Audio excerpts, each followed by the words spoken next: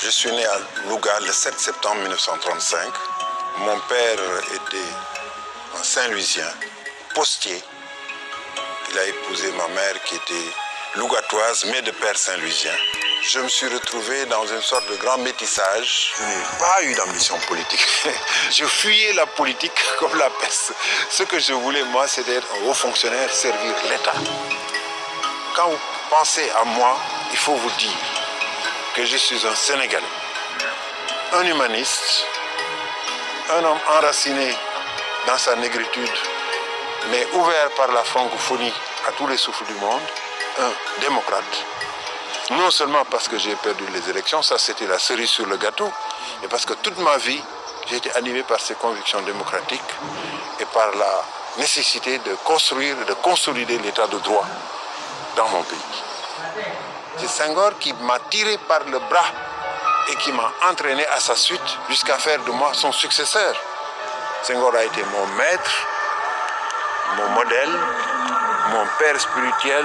Et si je suis devenu président de la République, c'est parce que Senghor l'a voulu. À Saint-Louis, vers l'âge de 5 ans, je suis allé à l'école coranique. Et à 7 ans, je suis allé à l'école primaire française, à l'école Brière de Lille. Et ma famille, surtout ma grand-mère qui était analphabète, tenait beaucoup à ce que j'ai toujours les meilleures notes en français. J'étais très croyant. Je n'ai commencé à douter que vers l'âge de 18-19 ans. Vous savez, quand on atteint la classe de philo, la terminale de l'époque, et que vous avez des maîtres athées, j'avais un professeur athée de philosophie, M. Vigneault. Évidemment, on l'admirait et on suivait ce qu'il disait. Et au moment où je suis entré à l'École nationale de la France Outre-mer, j'étais encore un marxisme athée, que je pouvais écrire sur l'islam et la société wolof.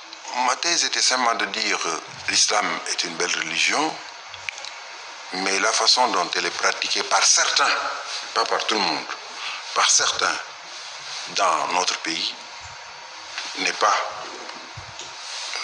conforme. Et je trouvais aussi qu'il y avait certains soi-disant marabouts, soi-disant chefs religieux, qui exploitaient cette religion à des fins personnelles.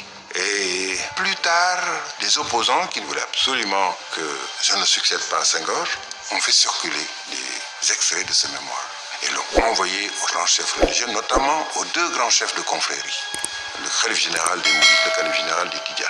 J'ai dit, ce ne sont pas des faux. Ce qui est écrit là, c'est bien de moi. C'est moi qui l'ai écrit. J'avais 23 ans, je n'avais même plus la foi. J'avais des idées marxistes et cela dit, je considère que certaines des choses que j'ai dites là, vous pouvez vous-même les dire. Parce qu'il y a des gens qui sapent votre magistère en se comportant d'une façon irresponsable. Tous les deux ont eu la même réponse. Ça, tu l'as écrit. Tu étais jeune. Il y a des choses qui sont vraies. Mais ce qui est important pour nous, ce n'est pas ce que tu as écrit quand tu avais 23 ans. C'est ce que nous allons faire avec toi, maintenant qu'à 45 ans, tu vas être le chef de l'État de ce pays. Mais ça se passait très bien. Il n'y avait pas de... Bon, nous étions tous des élèves fonctionnaires français. Et il y a une partie des Africains qui a décidé de rester dans les corps français. Et une partie, dont moi-même, nous avons décidé de rentrer dans nos pays et de démissionner de la fonction publique française pour entrer dans la fonction publique sénégalaise. Quand j'ai épousé ma femme, Elisabeth, il y avait une habitude, chaque fois qu'un musulman épousait une femme catholique, à lui demander de se convertir à l'islam. Moi, je lui ai dit, tu n'en feras rien. Tu gardes ta religion. Et 3 religions, les musulmans, les catholiques, les juifs. Donc c'est la maison d'Abraham. J'ai mesuré 1,99 m. Et puis après une opération d'une hernie discale, j'ai mesuré 1,98 m. Je voulais me spécialiser, devenir un technicien des finances. Et quand je suis rentré, mes plans ont été déjoués. J'ai beaucoup souffert à ce moment-là, parce qu'on a dit que j'étais pour Dia, contre Senghor. J'étais gouverneur de région, on m'a relevé de mes fonctions de gouverneur de région. Le président Senghor m'a reçu le samedi qui a suivi. Et il m'a dit, Tu sais, Abdou, il faut que tu saches que j'ai eu une meute avec moi. Des gens qui veulent faire une chasse aux sorcières, qui sont assoiffés de sang. Et j'ai eu une meute. Mais toi, je ne te reproche rien. Je considère que tu es jeune, tu as tout ton avenir devant toi et qu'il vaut mieux que tu nous aides ici, au niveau central, que d'être dans une région. Mais il avait sa petite idée derrière la tête. Parce que 3 mois après, il a dit au ministre des Affaires étrangères, je vous prends Abdou Diouf, je le nomme comme directeur de mon cabinet. C'est en 1976 que le président Senghor a imaginé comment il devait me transmettre le pouvoir. Il a modifié l'article 35 de la Constitution qui disait qu'en cas de décès, de démission ou d'empêchement définitif du président de la République, le Premier ministre en fonction termine le mandat. Le deuxième acte, c'est en 1977. Le président Senghor me demande de venir passer 3 jours de vacances avec lui en Normandie. Il m'a dit, voilà, je compte me représenter en 1978. Si je suis élu en novembre 1981, je démissionnerai. Plus tard, quelques mois après, il m'a dit, finalement, j'ai réfléchi. Ça n'a pas de sens pour moi de partir en novembre 1981. Je partirai le 31 décembre 1980. Monsieur le Premier Président, après y avoir mûrement réfléchi, j'ai décidé de me démettre de mes fonctions de président de la République. Devant la nation sénégalaise. Instaurer au Sénégal une démocratie débridée. Certains de mes opposants. Mais je pensais que chaque Sénégalais avait le droit de s'exprimer selon sa sensibilité.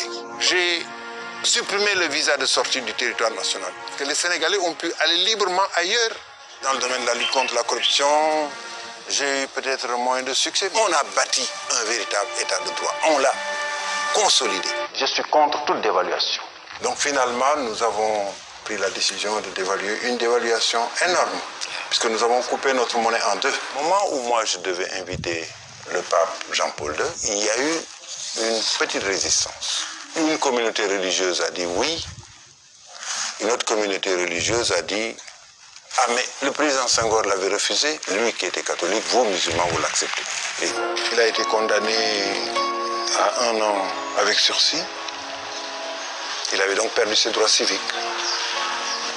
Nous nous sommes rencontrés, nous avons parlé, j'ai fait un discours, j'ai tendu la main et j'ai fait voter une loi d'amnistie.